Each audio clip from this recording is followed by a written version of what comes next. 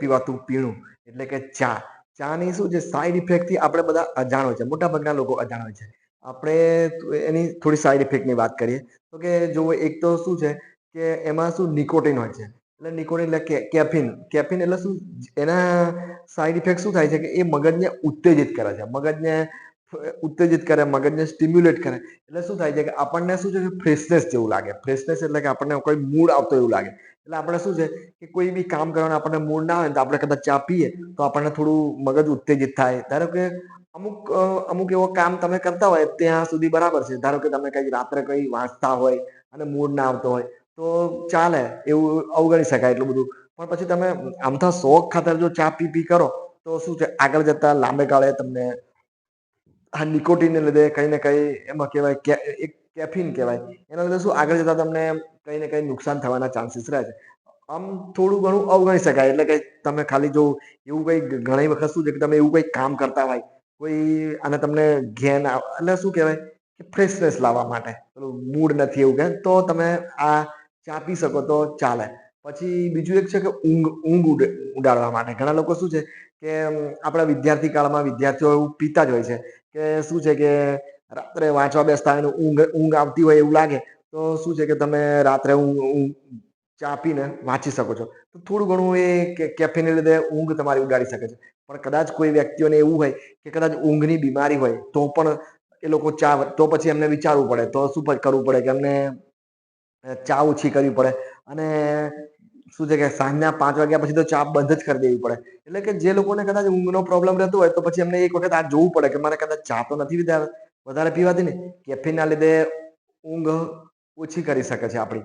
તો એ ઘણી વખત શું છે કોઈકના એવા જોબ હોય કે નાઈટમાં કદાચ ડ્રાઈવિંગ કરતા હોય, નાઈટમાં કોઈ નાઈટ એવું કોઈક હોય એમની કોઈક એવી જોબ હોય તો કદાચ તમે થોડું ઘણું કરી શકો છો. પણ પછી આના લીધે બી તમને એટલી તો ખબર હોવી જોઈએ કે વધારે પડતું કેફીન આપણા શરીરમાં જાય તો આગળ જતા સમય જતા આપણને કઈ ને કઈ મોટા પ્રોબ્લેમ આવી શકે છે.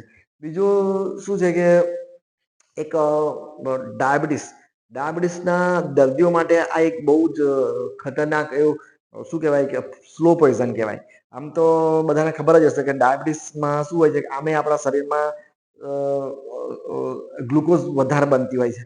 અને ઉપરથી આપણે શું કરીએ છીએ ચા વધારે પીવા વાળા લોકોને શું થાય છે કે તમે ચા વધારે પીવો એટલે શું છે કે ચામાં કોઈ ખાંડ એડ કરે તો એના લીધે શું છે ચીની જ કહેવાય, ગ્લુકોઝ જ કહેવાય, એ વધારે પડતું આપણા શરીરમાં ઉમેરો થવા માટે. હવે ડાયાબિટીસ ના દર્દી હોય અને આ રીતે તમે 4-5 કપ વધારે પડતી ચા પી જાઓ તો તમારા શરીરમાં આમ પણ તમારું શરીર વધારે ગ્લુકોઝ બનાવે છે અને તમે ઉપરથી આ ગ્લુકોઝ વધારે લો છો.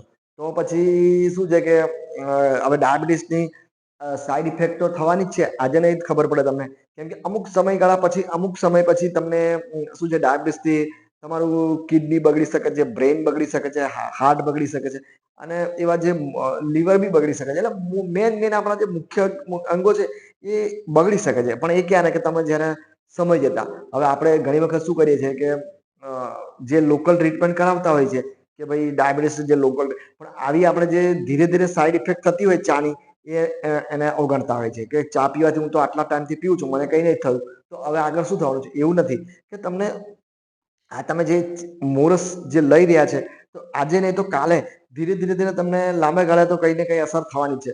તો એ રીતે તમે એક્સ્ટ્રા તમારી સુગર તમારા શરીરમાં આવતી જાય છે. તો એક ડાયાબિટીસના દર્દીઓ માટે તો શું છે કે ચા બને ત્યાં સુધી ઓછી પીવી જોઈએ અથવા પછી કદાચ છોડી શકો તો વધારે સારું. પછી શું છે કે વજન, જે લોકોને વજન વધારે છે, જે લોકો દેખાવમાં એવું લાગે કે આમ મોટા છે અથવા પછી જે લોકો વજન ઘટાડવા માંગે છે. હવે વજન વધારે હોય તો તમને ખબર જ હશે કે વજન જેના બી વધારે હોય છે એને આગળ જતા શું છે ડાયાબિટીસ બી થઈ શકે છે, બ્લડ પ્રેશર બી થઈ શકે છે, કોલેસ્ટ્રોલ બી આવી શકે છે અને જે લોકોને વજન વધારે હોય એમને હાર્ટ એટેક પણ આવી શકે છે. આમ તો ડાયાબિટીસ વાળાને પણ હાર્ટ એટેક આવી શકે છે.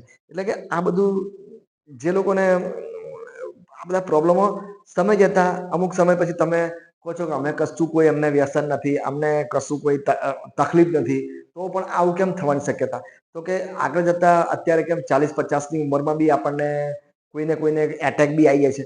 કેમ કે તમે આમ ડાયરેક્ટ તો કોઈ વ્યસન નથી કરતા, કોઈ સાઈડ ઇફેક્ટ કોઈ ખરાબ આદત નથી, પણ ધીરે ધીરે તમે આ સ્લો પોઈઝન તો લઈ જ રહ્યા છો ને, કે ચીની આવે છે અને આવું બધું કેફીન આવે છે, એ ધીરે ધીરે તો તમારે એ રીતે તમને ધીરે ધીરે તમારું વજન વધારો થશે.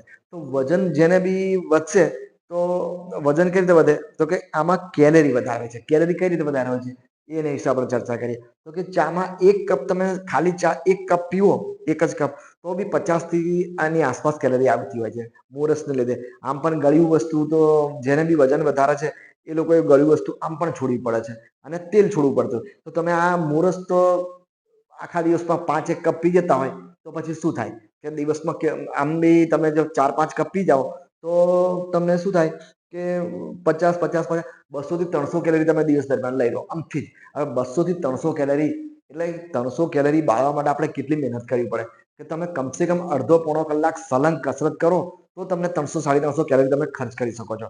હવે એ તો આપણે કરવાના નથી. તમે સલંગ તમારે ગમે તે તમે એક દિવસમાં કોઈ પોણો અડધો પોણો કલાક મહેનત કરો, મજૂરી કરો, કે કોઈ વોકિંગ કરે, કે રનિંગ કરે, તો એટલે કહેવાનો મતલબ છે કે આટલી આટલી મહેનત કરવાથી આપણે આટલી કેલરી ખર્ચ કરતા હોય 200-300, અને પછી તમે કહો કે હું 5 કપ ચા પી જાઉં. ત્યારે ઘણા લોકો તો કેવી ટેવ, વજન ઘટાડવા પ્રયત્ન કરતા હોય અને પેલા મેદાનમાં ચાલવા જાય અને ત્યાં જઈને એક કપ ચા પીવે, 2 કપ ચા પીશે, ઘરેથી ચા પીને જશે, ત્યાં જઈને એક ચા પીશે, એક સમોસો ખાશે. સમોસો એટલે તળેલી વસ્તુ, તળેલીમાં 200 થી 300 કેલરી આવી જાય.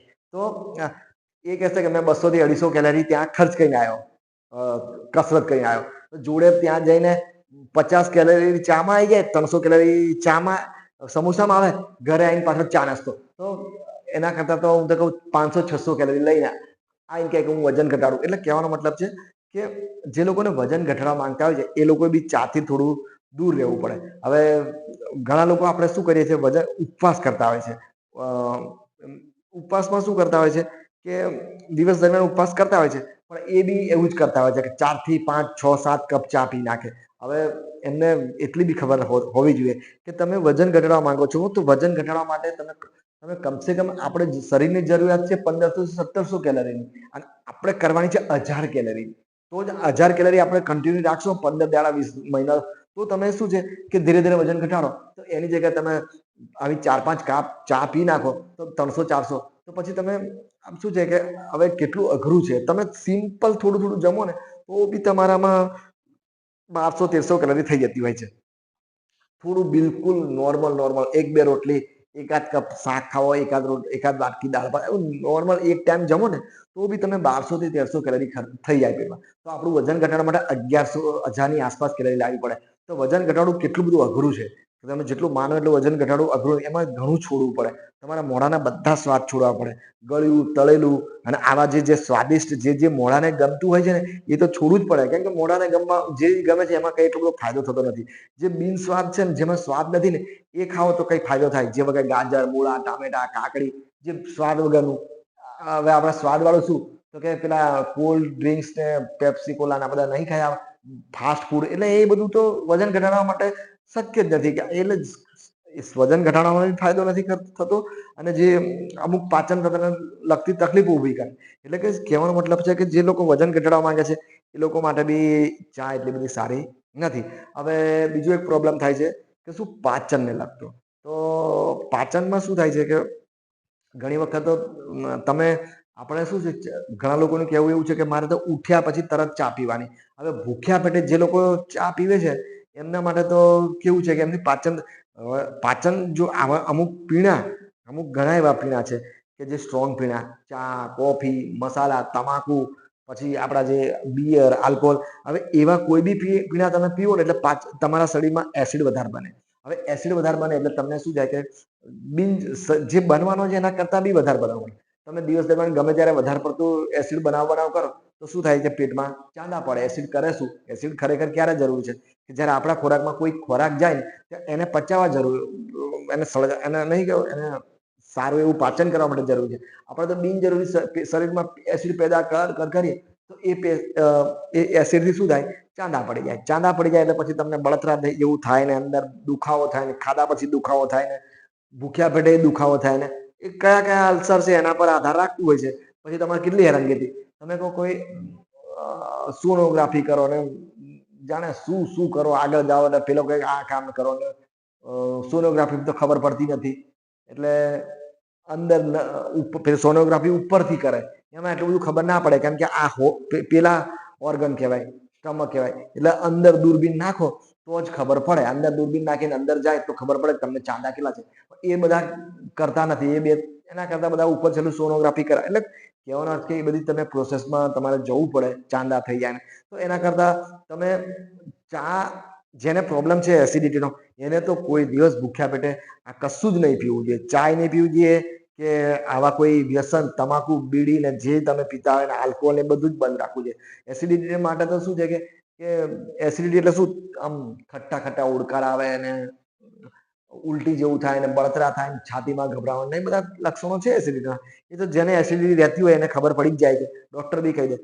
તો એ લોકોએ શું છે કે ટ્રીટમેન્ટ કરવા કરતા વારે ઘડીએ એમની ટ્રીટમેન્ટમાં કોઈ ઇલાજ થતો નથી એ વારે ઘડીએ દવાખાના બદલવાનું છે આજે આ ડોક્ટર કાલે આ ડોક્ટર કાલે પેલો ડોક્ટર કાલે પેલા એ કીધું કે ભાઈ લોકલ શું દેશી શું નુસ્ખા એ નુસ્ખા બદલશે એના કરતા તમે શું છે કે કદાચ જો વધારે પડતી તમારી 6-7 કપ દિવસની ચા પીવાતી હોય તો પછી એનાથી થોડું દૂર રહેવું જોઈએ તો તમને ફાયદો થાય તો એ રીતે એક તો એસિડિટીનો બી પ્રોબ્લેમ થાય પાચન તંત્રનો બી પ્રોબ્લેમ થાય ખોરાક પચે નહીં પચવા ના દે અને તમને ગેસ એસિડિટી પેટમાં ભારે પણ લાગે ને અપચો જેવું લાગે એટલે એ બધા જ પ્રોબ્લેમ થાય હવે કહેવાનો મતલબ એટલો છે કે જો જેને બી આ નાના નાના પ્રોબ્લેમો નથી આ મોટા મોટા પ્રોબ્લેમો છે કે જેને ઊંઘ નથી આવતી જેનું આપણે ઊંઘ કદાચ બગાડે છે ને એ લોકોને આગળ જતા મગજના ઘણા રોગો થવાના છે કે જે માનસિક રોગો ઘણા થઈ શકે છે અને ઊંઘ ના આવે ને તો પાચન બી બગડે આપણા જે લેવલ છે ને diabetes BP blood pressure cholesterol એ બધાના લેવલ ધીરે ધીરે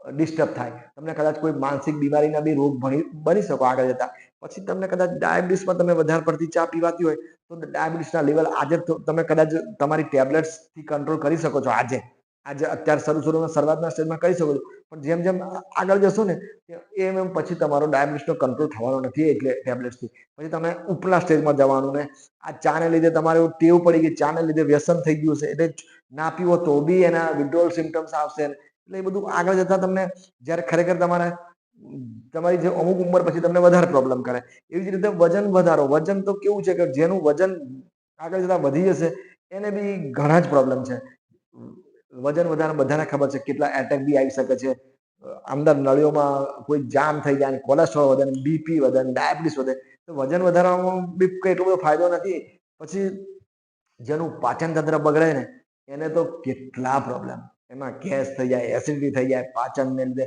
પેટમાં ચાંદા પડે અલ્સર પડે આપણા બધા જે અંગો છે ને બધા મુખ્યત્વે પેટની અંદર આવે છે બધા અંગોમાં કોઈ ને કઈ જગ્યાએ કોઈ ગાંઠ થઈ જાય તો કોઈ હમણાં કહીએ છીએ ને આપણે અહીંયા ટ્યુમર થયું આ ટ્યુમર એટલે બધા પાચન બગડે એટલે બધું ઘણું થઈ શકે કબજિયાત થાય સંડાસ ના આવે સંડાસ ફીટ આવે લોહી આવે દુખાવો થાય ને પછી ધીરે ધીરે મસાઈ થાય ને ભગન એટલે કહેવાનો મતલબ છે કે જેનું પાચન બગડે એનું બી ઘણા પ્રોબ્લેમ થઈ શકે છે તો તમને એવું લાગે કે શરૂઆતમાં એવું લાગે કે અમુક ફાયદા છે ચાના ફાયદા નથી એની સાઈડ ઇફેક્ટ છે તો એના લીધે શું છે અમુક ફ્રેશનેસ આવી જાય થોડુંક ઊંઘ આપણે ઓછી કરવા જઈએ તો અમુક કામ માટે ને અમુક કરતા અમુક લિમિટેશનમાં લીધી હોય તો ચા બરાબર છે પણ તમે અમુક મૂડ ખાતર ને અમુક ફ્રેશનેસ લાવવા માટે ને અમુક ઊંઘ લાવવા માટે વધારે પડતું એનું સેવન કરશો તો વધારે પડતું તો સેવન કરશો તો આગળ જતા તમને મોટા એવા પ્રોબ્લેમમાં તમે ફસાઈ શકો છો તો ચા વિશે જેટલી મને થોડી ઘણી ખબર હતી એ મેં તમને કીધી મારા એક્સપિરિયન્સ પ્રમાણે હવે વિડીયો તમને ગમ્યો હોય તો લાઈક અને કોમેન્ટ જરૂર કરો તો મને શું નેક્સ્ટ વિડીયો બનાવવાની ખબર પડે